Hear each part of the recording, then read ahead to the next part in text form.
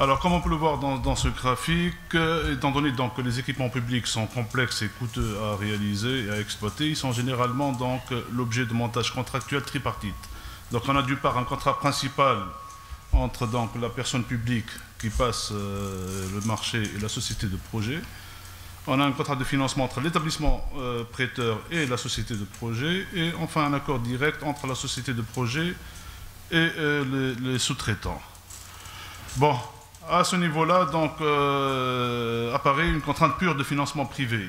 Donc, les différentes études ont montré que l'essentiel des financements donc, est apporté par le marché financier sous forme de dette à 90%. Les sponsors ne contribuent qu'à concurrence d'à peu près 10%. Donc ici, ce qu'on peut dire, c'est qu'en dehors des financements apportés donc, par les banques multilatérales de développement, un financement privé de projets de long terme nécessite donc également un marché secondaire de titres à maturité longue, donc un marché qui soit à la fois développé et liquide. Or, le problème, c'est que ces deux conditions ne sont pas satisfaites actuellement en Tunisie, nonobstant le financement des PPP.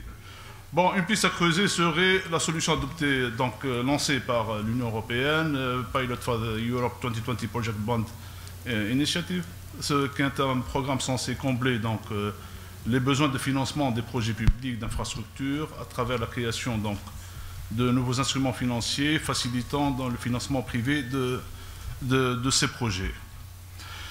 Bon, alors ici, si on se réfère à l'exposé des motifs du projet de loi, donc il est stipulé que chaque partenaire assume les risques qu'il assume le mieux. Donc traditionnellement, l'État assume des risques politiques et organisationnels, c'est-à-dire essentiellement les autorisations administratives, et le privé ces risques, des risques de construction et d'exploitation. Donc au niveau du risque de construction, si un actif ou une infrastructure ne sont pas achevés, selon les spécifications convenues, donc le partenaire privé doit supporter des pénalités financières, ce qui rentre naturellement dans la logique des contrats incitatifs. Mais ici, l'importance du risque de construction n'a de sens que si le financement s'opère via une levée de fonds prêtable sur le marché financier.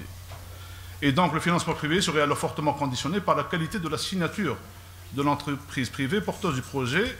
Et donc là rentrent donc, en jeu les agences de notation pour apprécier cette signature.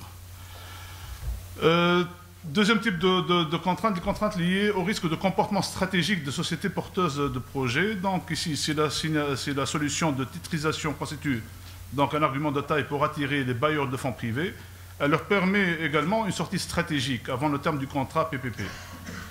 Donc le problème ici qui se pose, c'est que les conséquences seront reportées sur d'autres investisseurs privés qui risquent de supporter à leur dépens la lourde charge de la phase donc, de maintenance du projet.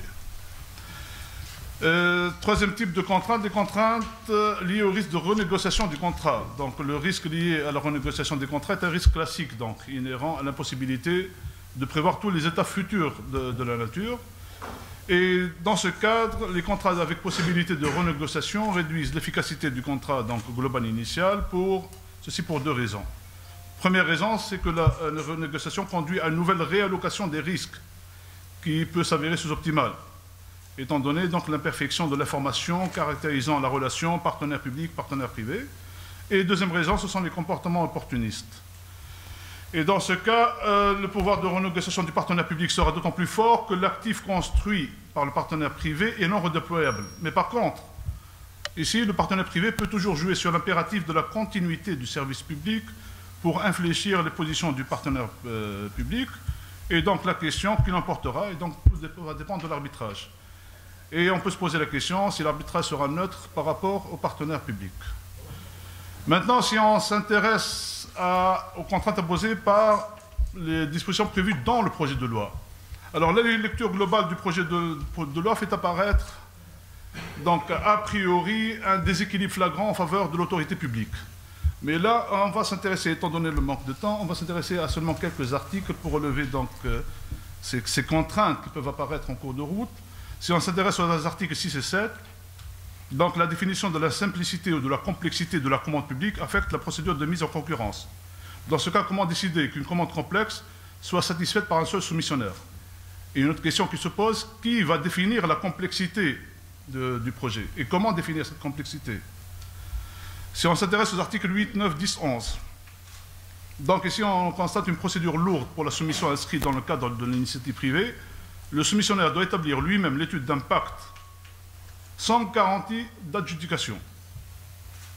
Donc ici se pose un problème d'asymétrie d'information. Donc la valeur de l'indemnité étant fixée ultérieurement par décret, le soumissionnaire porteur d'une initiative originale ou novatrice risque de perdre le bénéfice que lui confère l'aspect novateur de son projet ou, au meilleur des cas, sera sous-indemnisé.